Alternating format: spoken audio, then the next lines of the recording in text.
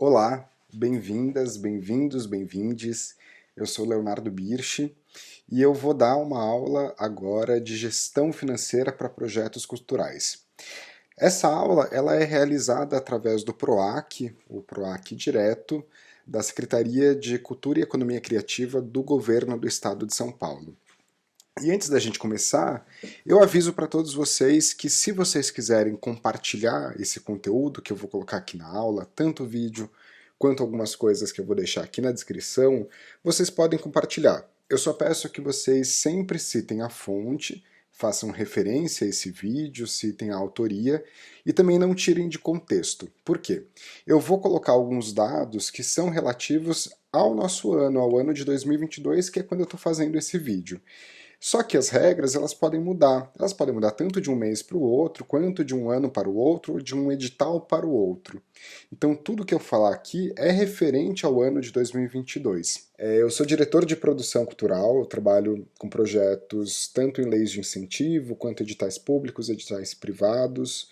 Minha formação inicial é em publicidade, eu me formei em propaganda e marketing na realidade, na Escola Superior de Propaganda e Marketing aqui de São Paulo, mas sempre tive uma vida artística também, e acabei me tornando produtor por conta disso. Como ator, como diretor,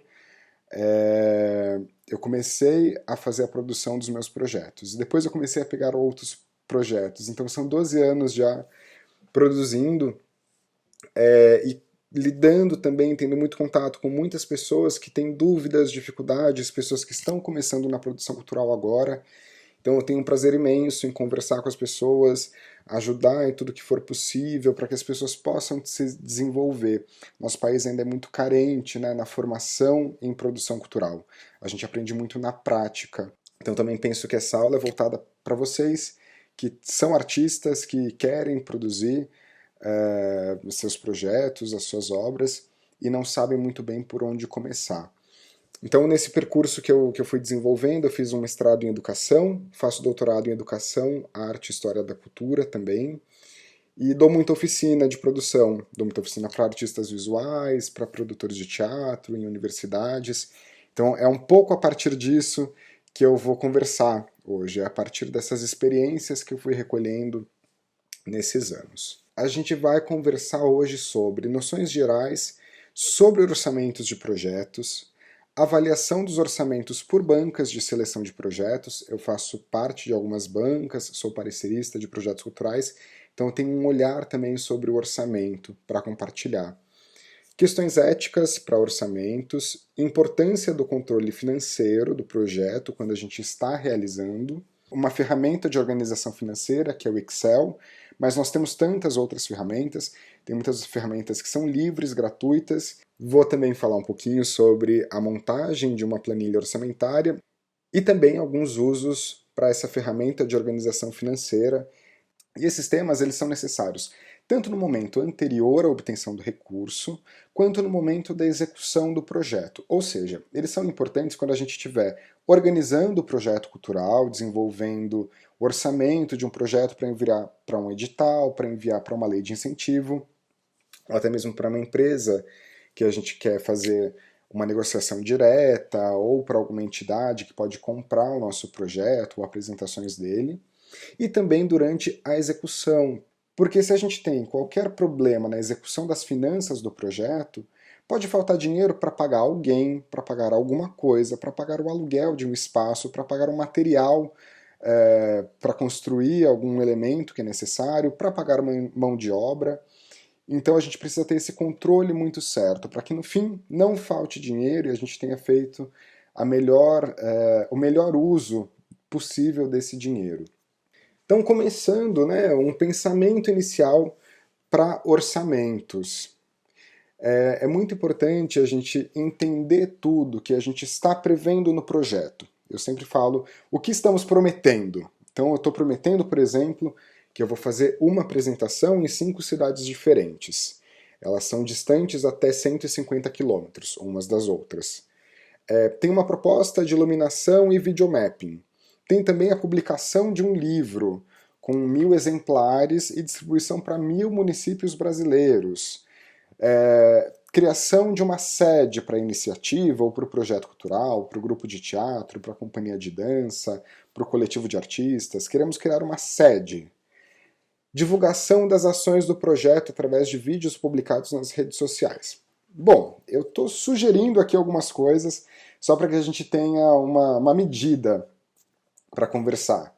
Então, se eu estou prevendo aqui uma apresentação em 5 cidades diferentes, eu preciso de um valor para transporte da equipe e dos materiais.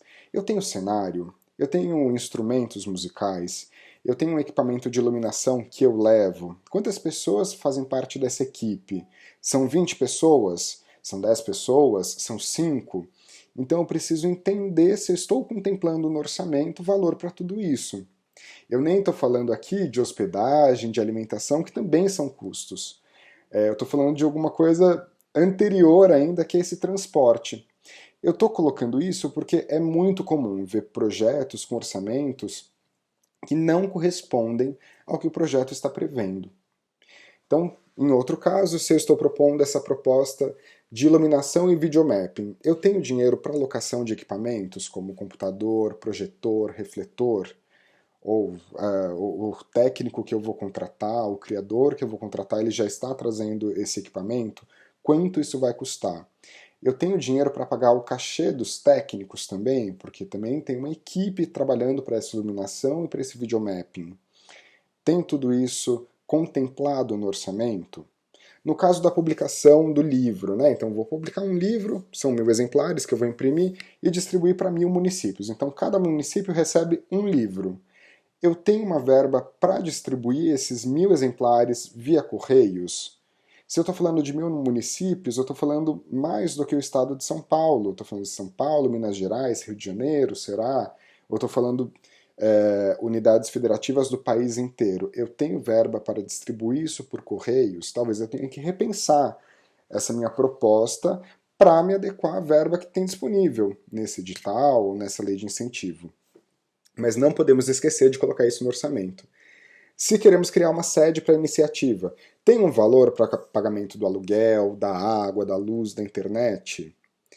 Se quero divulgar as ações do projeto através de vídeos nas redes sociais, tem cachê para captação e edição do vídeo? Tem verba para impulsionamento? Também falo isso porque é muito comum a gente prometer isso, a gente ver projetos, né, que prometem isso, de repente a gente descobre que não tem a pessoa que vai fazer a captação, porque não tem verba para pagar essa pessoa. Então a gente sempre pode checar se todas as ações que estão previstas no projeto estão refletidas no orçamento. Isso é muito importante. Isso também é algo que é avaliado nos editais, ou nos editais públicos, privados, também pelas leis de incentivo. Então a Lei Rouanet, a Lei Federal de Incentivo à Cultura, ela tem um olhar muito rigoroso para o orçamento. Ela realmente checa cada um dos itens. E alguns pontos, né, que são muito avaliados são, por exemplo, é possível fazer com esse dinheiro que a gente está pedindo no edital ou na lei de incentivo tudo que está prometido no projeto? Porque às vezes o edital ele vai pagar muito pouco e a gente está prometendo muito. Então a gente vai pagar todo mundo mal? Como a gente vai fazer? Então existe esse olhar. Às vezes um projeto que está prometendo muita coisa com pouco dinheiro, ele deixa nítido que não vai ter uma execução muito boa, que alguém vai sair prejudicado, que talvez não dê para pagar tal coisa, que uma ação que foi prevista não vai ter dinheiro para ser realizada, porque a outra ação vai ser muito mais cara do que foi previsto. Então tem alguns pontos para a gente ter cuidado com isso. Então é possível fazer com esse dinheiro que a gente está pedindo o que foi prometido no projeto? Existe previsão de dinheiro para realizar todas as ações, então se nós vamos fazer o livro, as apresentações, videomapping, tem orçamento para tudo isso? Nós temos itens no orçamento indicando todas essas ações? Será que eu não esqueci de colocar nenhum dado de nenhuma ação? Será que tem dinheiro para acessibilidade nesse projeto? Que as ações de acessibilidade elas entram no orçamento também. Os valores estão equilibrados? Também é um ponto importante porque muitas vezes tem disparidades muito grandes nos orçamentos. Então, uma pessoa que trabalha durante o projeto inteiro pode acabar recebendo menos. Aqui eu coloco um exemplo hipotético de um orçamento de uma peça de teatro, em que o diretor ou a diretora ganhariam 10 mil reais por apresentação. E a atriz e o ator que fazem essa peça ganhariam 1.000 reais cada um por apresentação. São valores que eu coloquei muito diferentes, é uma caricatura isso que eu estou fazendo, esse orçamento, mas é porque a gente pode pensar se está equilibrado. É muito comum a gente ver projetos em que o diretor ou a diretora e o elenco trabalham por 10 meses, por exemplo. E digamos que eles recebam 1.500 por mês. Então eles recebem 15 mil no total trabalhando 10 meses. E aí vem uma outra pessoa da equipe criativa, por exemplo, cenógrafo ou cenógrafa. E essa pessoa vai receber, para trabalhar nos 2, 3 últimos meses da criação, 7 ou 8 mil reais. Enquanto todo mundo que trabalhou 10 meses está recebendo 15 mil, essa pessoa vai receber 7 por 3 meses de trabalho. Eu não estou aqui julgando se o valor é alto ou baixo, mas eu estou julgando que uma pessoa que está trabalhando 3 meses está recebendo quase metade das que trabalharam 10 meses. Talvez nós tenhamos que pagar melhor essas pessoas que trabalharam 10 meses, para que seja um pouco mais equilibrado. Se a gente fosse fazer um valor mensal, esse cenógrafo ou essa cenógrafa estão recebendo 2.300 por mês, pensando que são 3 meses de trabalho. Novamente, não estou julgando ou indicando que é um valor alto ou baixo. Por quê? Todo projeto tem a sua particularidade. Então não cabe a mim, de longe, falar o que seria um valor ideal, porque cada projeto tem os seus valores ideais, a partir do que o projeto é, a partir de qual é a fonte de recurso que nós estamos buscando, quanto o edital prevê de recurso. Então se um edital ele dispõe de só 50 mil reais, todos esses valores que eu falei até o momento, eles estão extremamente altos. A gente vai ter que fazer tudo acontecer com 50 mil reais. Então não estou colocando na balança esses valores, se são altos ou não. Estou colocando a diferença deles. Tanto que a minha sugestão, nesse caso, seria aumentar o cachê dessas pessoas que trabalharam 10 meses, se isso for possível. Mas é muito bom a gente pensar isso, porque isso pode nos prevenir também de qualquer problema interno, porque se uma pessoa descobre que a outra está trabalhando menos, entre largas aspas, isso pode gerar uma rusga, pode gerar uma discussão, algumas questões que já vi acontecendo em diversos projetos por aí que eu vou acompanhando ou tenho notícias. Então, eu penso muito nesse equilíbrio e isso é uma coisa que é vista pelos avaliadores, pelos pareceristas de projetos culturais. Sobre esses valores, né, que eu estava falando que eu não vou entrar no mérito se o valor é alto ou não, a gente tem alguns indicadores desses valores. Não que eles sejam seguidos à risca, nem que eles sejam uma regra para todos os avaliadores, para todos os editais. Mas eles podem nos trazer alguma baliza em alguns momentos. A FGV fez, em 2012, para o Ministério da Cultura, um levantamento dos indicadores nacionais de preços da cultura, tanto de serviços quanto de mão de obra. Eles fizeram esse levantamento em algumas cidades. Infelizmente, isso não teve atualização, porque o ideal é que isso tivesse uma atualização a cada 3 meses, por exemplo, até porque tem todo o desenvolvimento da inflação, da economia. Mas isso não foi feito. A gente pode até aplicar uma calculadora de correção monetária para saber quanto seria esse valor que eles descobriram com a inflação, mas é uma referência para a gente. E também a gente tem as tabelas dos sindicatos. Então tem sindicato da dança, da música, arte cênica, cinema, audiovisual, dublagem. Então tem alguns sindicatos que podem nos balizar, algumas tabelas dos sindicatos, como o SATED, que podem balizar os valores do orçamento de um projeto cultural, principalmente no que diz respeito a cachês. Mas, relembro, tudo é feito de acordo com o projeto.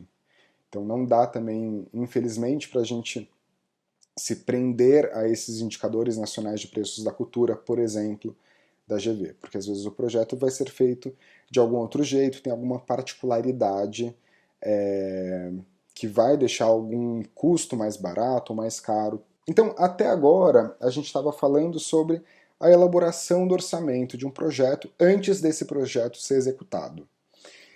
E aí, na transição entre o projeto ser elaborado e ele ser executado, tem algumas questões éticas para a gente pensar. Primeira coisa, os valores estão acordados com todas as pessoas, todo mundo sabe quanto vai receber. Quando a gente faz o convite para as pessoas, a gente tem que falar para elas quanto essa pessoa vai receber pelo trabalho dela. E mais, se ela vai ter mão de obra de assistência, ela vai ter quanto para gastar de material. Então, um figurinista, uma figurinista, eles têm o cachê deles, eles podem ter uma mão de obra de costureira, eles podem ter uma mão de obra de produção de figurino, eles podem ter também um valor de material, que eles vão comprar tecidos, aviamentos, uma série de coisas. Isso tudo está nítido para essas pessoas, isso está documentado. A gente pode mandar um e-mail falando isso. É muito bom a gente fazer isso, porque assim a gente traz transparência para o projeto. As pessoas que vão trabalhar mais vão receber mais. Então, pensando no exemplo que eu dei agora há pouco, a pessoa que vai trabalhar 10 meses, ela está recebendo um valor compatível a esses 10 meses?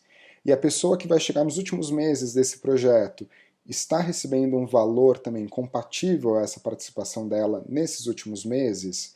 Esses valores estão equilibrados? Isso tudo que eu estou falando, de novo, é para evitar qualquer problema, qualquer discussão, qualquer rusga, porque isso atrapalha o processo criativo. Eu sempre penso que a função da produção é estar junto com o criativo do projeto. Não estar apartado, cada um em seu lugar, mas sim criar condições para que o ambiente criativo se desenvolva. Se a gente tem esse problema de produção, das coisas não serem muito transparentes, isso pode começar a transbordar para o processo criativo.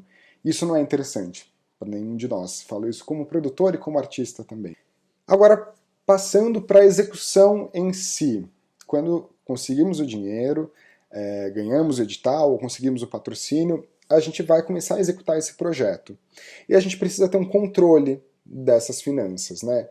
Então, no começo do projeto, é muito bom quando a gente pode fazer uma previsão do que a gente vai pagar, de quando vamos pagar, quantas vezes. Então, vou pagar mensalmente as pessoas, vou pagar todos os meses, ou vou pagar a cada 2 meses do projeto.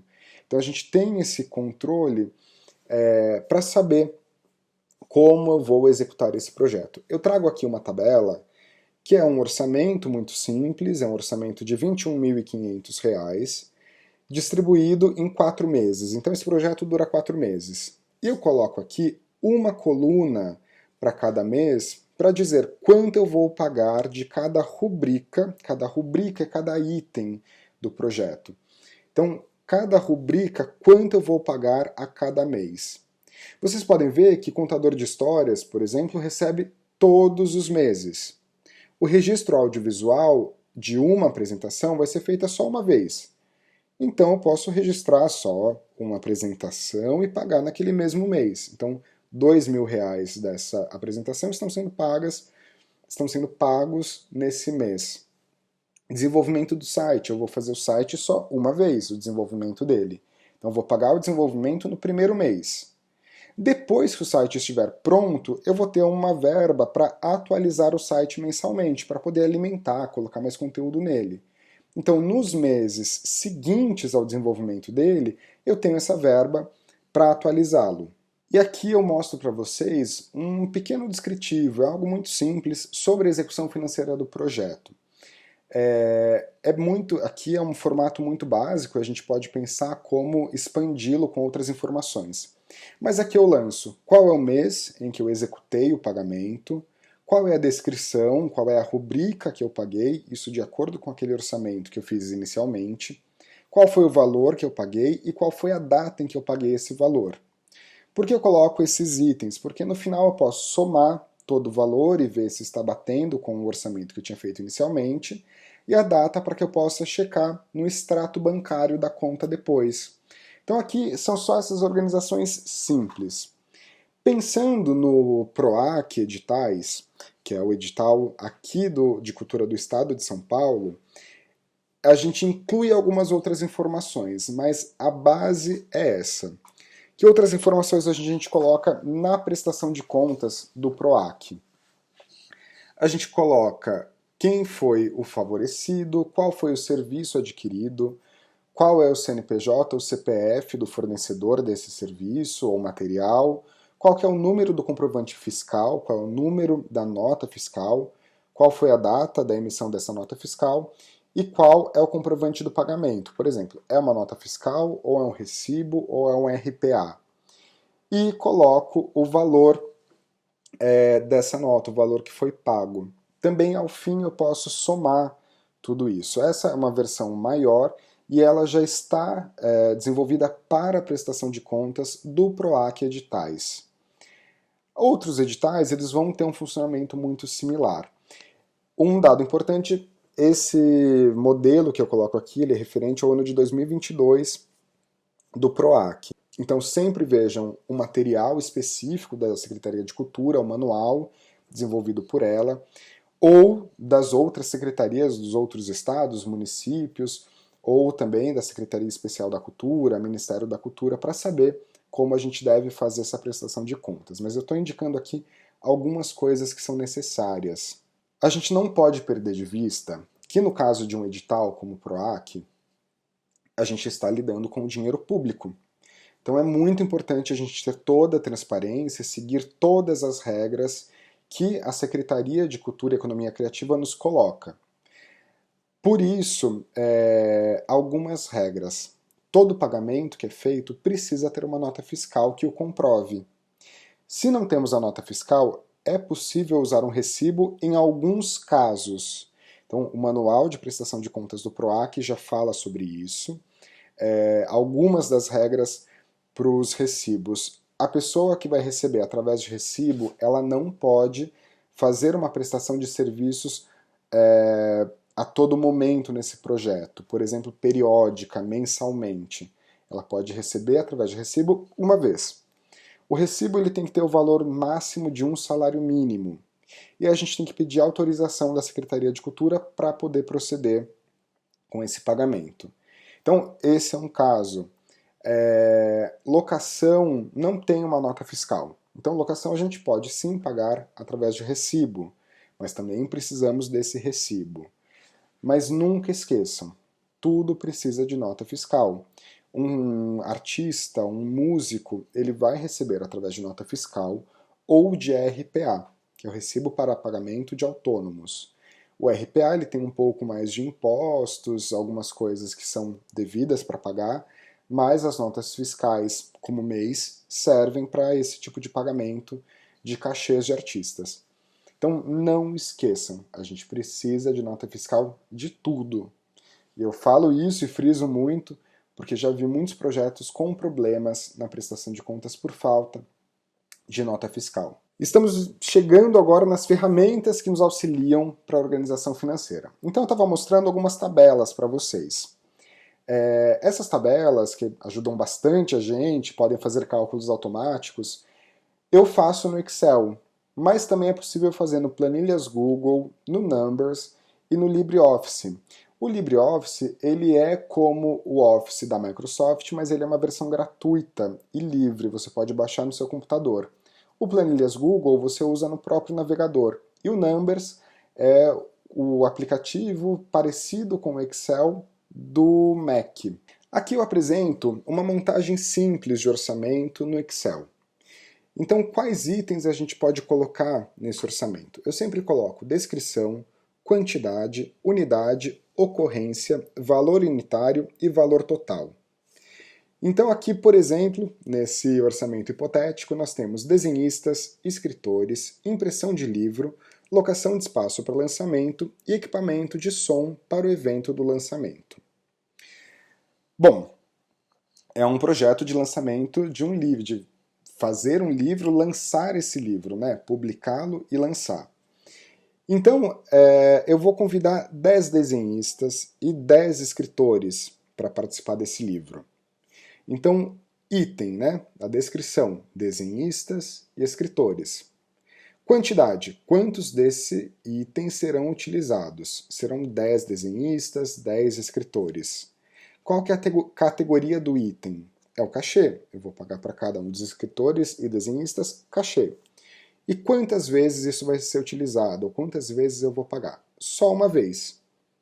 Então, o valor unitário para cada desenhista é R$3.000 e o valor total 30 mil. Esse item todo custa 30 mil.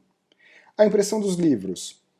Eu vou fazer 1.000 exemplares de livros. Então, quantos desses itens serão utilizados? 1.000. Categoria do item, unidade. E quantas vezes eu vou imprimir os livros? Só uma. Então, são R$10 por livro, totalizando R$10.000. O pensamento é esse, a gente vai descrevendo nas colunas do Excel essa estrutura do nosso projeto. E o Excel a gente pode usar para muitas coisas no projeto cultural. Por exemplo, para montar o orçamento, quando a gente vai inscrever o projeto em um edital ou em uma lei de incentivo, para o controle da execução, como eu estava fazendo a lista de mês a mês o que eu paguei, e para o cronograma de desembolso financeiro, então o que eu vou pagar em cada um dos meses. Esses 3 usos eu coloquei aqui na nossa apresentação. Eu vou deixar aqui embaixo para vocês o link de alguns modelos de montagem de orçamento para o PROAC Editais e também um modelo de relatório de execução financeira. Lembrando que isso está válido em 2022. Então sempre verifiquem se isso não foi alterado. E para a prestação de contas ainda, a gente tem que guardar todas as notas fiscais. As secretarias por vezes não nos pedem as notas fiscais, mas é muito importante que a gente tenha tudo documentado. E eu sugiro que vocês sempre tenham a versão física de tudo impresso e também uma versão em pendrive, uma versão em uma nuvem, uma versão no e-mail, porque a gente pode perder acesso a essas coisas. E a Secretaria do Estado, por exemplo, pode nos pedir em até 5 anos essas notas fiscais. Então é muito bom que a gente tenha tudo documentado. Todas as notas fiscais, recibos, caso a gente tenha pago alguma coisa em recibo, o extrato bancário da conta que foi aberta para o projeto e também os comprovantes da realização. Então, se a gente tem clipping, se a gente tem fotos da realização do projeto, vídeos que documentam tudo isso, é muito importante a gente ter todos esses documentos com a gente. E também é muito importante verificar os editais todos ou as leis de incentivo, porque a maioria delas pede que a gente faça a aplicação financeira do recurso assim que a gente recebe. Então, por exemplo, ganhei um edital e o dinheiro foi pago. Assim que ele for pago, eu posso fazer uma aplicação no banco em que a conta foi aberta, que também é algo determinado pelo edital, e essa aplicação vai render mensalmente. E eu posso utilizar esse rendimento no meu projeto, desde que eu peça autorização, indique para onde está indo esse dinheiro, quanto dinheiro rendeu e o que eu vou fazer com ele. Então sempre é muito bom a gente ter uma comunicação com a secretaria em qualquer alteração que nós formos realizar. O PROAC, por exemplo, permite que a gente faça 20% de alteração de um valor, de uma rubrica para cima ou para baixo, sem precisar pedir autorização deles. Mas se a gente fizer alterações em uma rubrica em valores acima de 20%, nós precisamos pedir autorização.